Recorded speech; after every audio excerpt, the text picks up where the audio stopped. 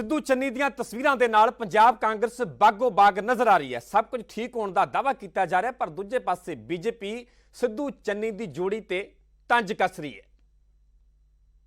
कहीं जाने पे रोक नहीं सकता, लेकिन सिर मिलाकर पंजाब की जनता के काम तो करो। 90,000 करोड़ का किसानी कर्जा माफ़ करने का आपको ऑर्डर दिया था पंजाब की जनता ने। अब 28-30 दिन रह गए आपके जाने के, आप बता ही नहीं रहे क्या करना है। 60 लाख नौकरियां देनी थी, एक दी नहीं आपने। पंजाब की जनता, आप कहीं भी घूमो, आप यूपी घूमने चले जाओ, आप केदारनाथ चले जाओ, उत्तराखंड चले जाओ, कोई लेना देना नहीं है। काम तो करो, पंजाब की जनता के वादे तो पूरे करो। ਹੁਣ ਗੱਲ ਕਰਾਂਗੇ ਜ਼ਿਮਨੀ ਚੋਣਾਂ ਦੇ ਨਤੀਜਿਆਂ ਦੀ। ਜ਼ਿਮਨੀ ਚੋਣਾਂ ਦੇ ਵਿੱਚ ਕਾਂਗਰਸ ਦੀ ਕਲੀਨ ਸਵੀਪ ਹੋਈ ਹੈ। ਹਿਮਾਚਲ ਦੇ ਵਿੱਚ ਸਾਰੀਆਂ ਜ਼ਿਮਨੀ ਚੋਣਾਂ ਦੇ ਵਿੱਚ ਜਿੱਤ ਦਰਜ ਕੀਤੀ ਹੈ। ਮੰਡੀ ਲੋਕ ਸਭਾ ਤੇ 3 ਵਿਧਾਨ ਸਭਾ ਚੋਣਾਂ ਕਾਂਗਰਸ ਨੇ ਜਿੱਤੀਆਂ ਨੇ। ਹਰਿਆਣਾ ਦੀ ਇਲਾਹਾਬਾਦ ਸੀਟ ਦੇ ਵਿੱਚ ਚੌਟਾਲਾ ਜਿੱਤੇ ਨੇ। ਐਨਐਲਓ ਦੇ ਅਬੇ ਚੌਟਾਲਾ ਮੁੜ ਜਿੱਤ ਦਰਜ ਕਰਨ ਦੇ ਵਿੱਚ ਕਾਮਯਾਬ ਹੋਏ ਨੇ। ਦੂਜੇ ਨੰਬਰ ਤੇ ਬੀਜੇਪੀ ਉਮੀਦਵਾਰ ਗੋਬਿੰਦ ਕਾਂਡਾ ਰਹੇ ਨੇ ਤੇ ਕਾਂਗਰਸ ਦੇ ਪਵਨ ਬੈਨੀਵਾਲ ਤੀਜੇ ਨੰਬਰ ਤੇ ਰਹੇ ਨੇ। ਦੋ ਤਸਵੀਰਾਂ, ਇੱਕ ਪਾਸੇ ਐਨਐਲਓ ਪਾਰਟੀ ਵੱਲੋਂ ਜਸ਼ਨ ਮਨਾਇਆ ਜਾ ਰਿਹਾ ਅਬੇ ਚੌਟਾਲਾ ਦੀ ਵੱਡੀ ਜਿੱਤ ਦਾ। दरअसल हरियाणा की जिमनी चोण इलाहाबाद हल्के की जिमनी चोण हुई तो इत्थे अबे चौटाला ने जित दर्ज की तो जशन का माहौल है। तस्वीर अपने आप बयान कर रही उत्थे कांग्रेस के भी जशन का माहौल है। हिमाचल की सीट जुब्बल कोट खाई कांग्रेस के खाते गई है तो कांग्रेस पार्टी वालों भी हिमाचल के जित का जशन मनाया जा रहा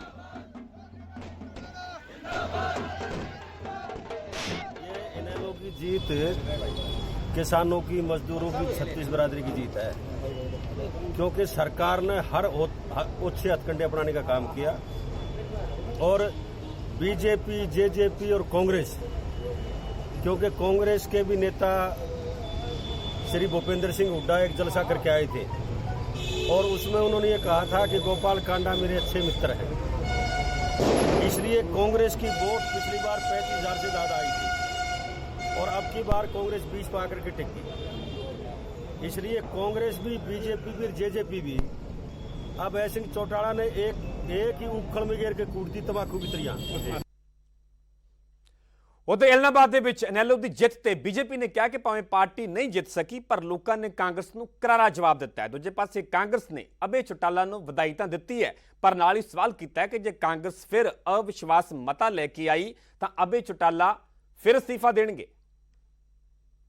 अबे सिंह आगे बढ़ रहे हैं, पहले भी एमएलए थे वो, लेकिन अब उनने जो अपना इस्तीफा दिया था इस बात पर दिया था कि भाई 3 जो कानून आए हैं, कृषि कानून, उनके विरोध में। तो सिर्फ ये पूछना चाहता हूँ मैं, अब वो कृषि कानून क्या वापस हो गए हैं क्या, जो चुनाव लड़े हैं?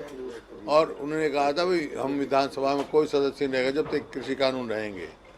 तो क्योंकि और मेरे पे ये कहा उन्होंने कि 6 जो नो कॉन्फिडेंस लेके आया था, हम लेके आए थे कांग्रेस पार्टी, उससे सरकार को 6 महीने का वो मिल गया, फिर 6 महीने से पहले ना सकते।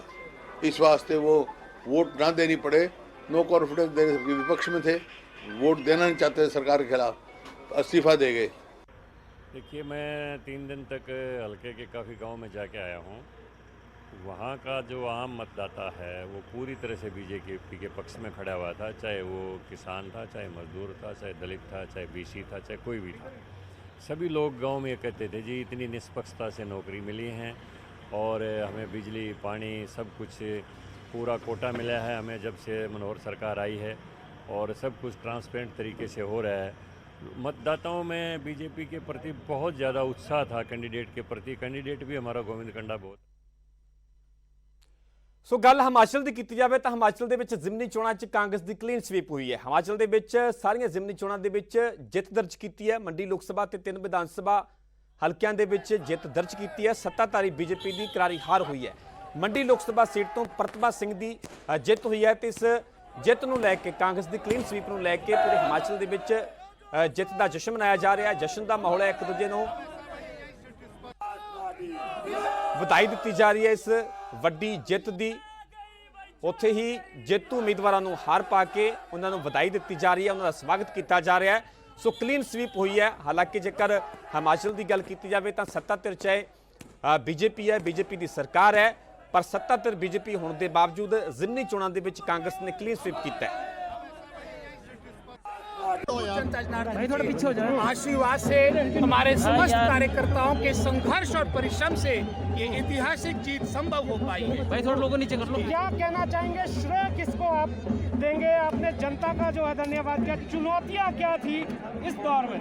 जहाँ तक आप श्रेय की बात करते हैं, मैंने पहले कहा, ये जुब्बन नावर कोटखा की प्रबुद्ध जनता जनार्दन के आशीर्वाद से ये ऐतिहासिक जीत संभव हो पाई। और परिश्रम और संघर्ष की जहाँ तक बात आती है, हमारे समस्त कार्यकर्ता, चाहे वो कोटखाई के हैं, चाहे हमारे नावर के हैं, चाहे जुब्बन क्षेत्र के, हर कार्यकर्ता ने अपना चुनाव मानकर ये ऐसा है, जीत जो है किसी एक फैक्टर से जुड़ी नहीं होती है। जीत ये है कि इस सरकार को जाना है। ये ट्रेलर है, ये जनादेश आ गया है और अब 4-5 महीने में जो आप संभल नहीं सकते। आपकी सरकार लड़खड़ा चुकी है, आपके पांव उखड़ चुके हैं और आज प्रदेश सारा झूम रहा है।